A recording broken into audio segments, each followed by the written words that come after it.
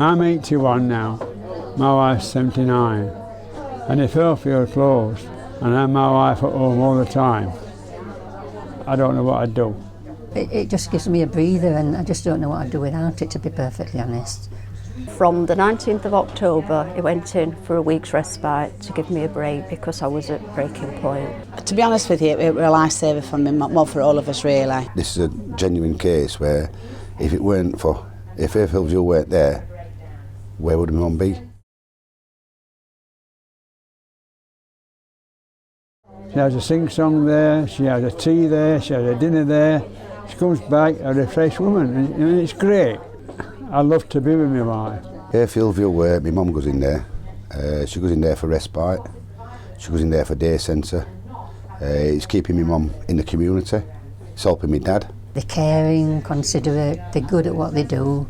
I mean, he probably goes in 4 times a year. As soon as he walks through the door, hello Roger, how are you? It is just a wonderful place. And then on the 3rd or 4th day we walked in, and my mum looked down the corridor and big smile on her face, absolutely massive big smile on her face, and I just thought, oh, we've done the right thing, and she's looked after. And that's what I like about Hurfield. That's why it's necessary for both of us to have a place like that to go to.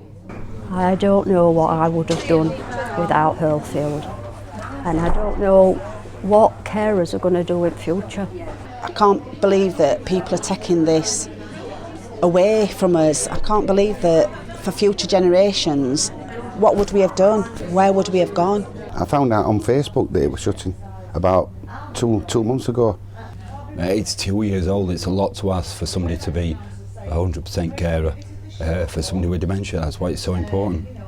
A lot of carers are older than I am. A lot of people are in their 80s and they can't do it. How can they look after a person like that? It's ludicrous. I can't believe they're doing it. Where are these people going to go? And even to this day, I spoke to my dad earlier. Has anybody been, Dad, to say what's going to happen? I'm like, no. Somebody's supposed to get in touch with us. Nobody's even been. So, where's the consultation there? They're just leaving you high and dry, aren't they? I've rung around quite a few care homes, and the majority of them only have one respite bed. And I can understand from a financial point of view, it goes to the people who are going to be long term. So you're sort of ringing up a week before you need it, hoping that you've got somewhere to put them. We don't know what comes next, so what impacts it's going to have can only be negative, because if Hurfield closes in 2 months' time, my mum's respite is set out for the next 6 months. We've got 2 months. Where's she going to go in 3 months if Hurfield closes? We don't know.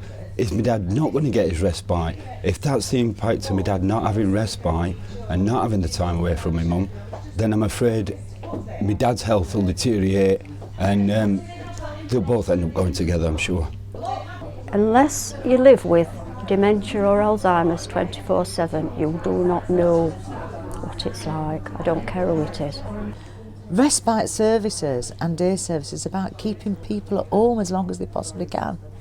You know, and so where is the mentality or anybody, the council or the CCG, to actually close places like this? It's ridiculous, absolutely ridiculous.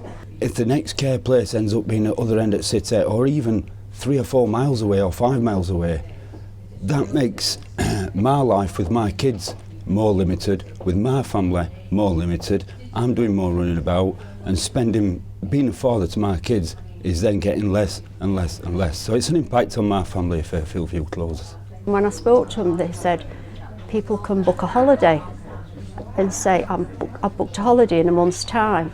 And you can book them in. You can't do that anywhere else. I want my wife to be looked after in a proper manner. And really, when she gets angry, it's awful. I have to give her tablets and put her to bed.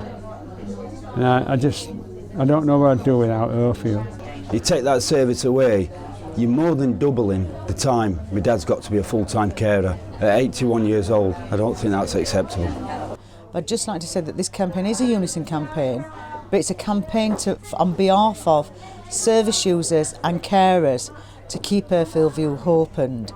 it's, yeah, we're here for our members because our members work in that service and they want to continue working in that service.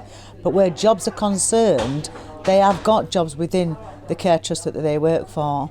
Our members are more interested in and more worried about the service users and what service that they're going to have come 1st of April. And to their understanding and to our understanding and to what answers we've got back from the council up to now is they don't know because it's only just gone out for tendering. So in 2 months' time, that service closes. Where is it going to be? And most importantly, it's new carers, new surroundings for my mum. For all the patients there, they're getting on with the staff. It's a lifeline that opens the door for my dad to go and do some shopping on his own. And my mum's looked after. I know that she's looked after. And we know that my mum's cared for when she's there. She is getting worse, but we don't want her in a full-time home. We want to keep her at home. I feel like saying to the councils, all right then, when I book a holiday, I'm going to bring my husband to you to look after for a fortnight. In fact, there should be more places, not less. It's heartbreaking. It really is. I can't believe they're doing it. I like to say this question to council. Do you really think this is right? What would you do if your relative were in this situation? Well, I think the council are a little bit hasty, and I'm sure they can fund it further, at least another 12 months. People that are making these decisions should go and spend a few days in there and see what it's like and what a fantastic job they do. I look after my wife, you know, I look after her at weekends and Tuesdays and Thursdays. I just don't know, like I say, I don't know what I'd do if Hurfield did close. But the impact, what's happening here and now on me, is absolutely immense. And if Hurfield closes, as I said, we don't know where we're going next. We need guidance. We've had one letter through the door telling us that we can voice our opinions to the council. That's it. Nothing else has come after that. There's no explanation what happens next. It's a money thing. Money's got to be saved, and I feel it doesn't matter about the people or the families. We're doing this. We're the council. We need to save money, and that's it. And the emotion's much deeper than just money. This Hurfield View is looking after people with dementia, and it shouldn't close.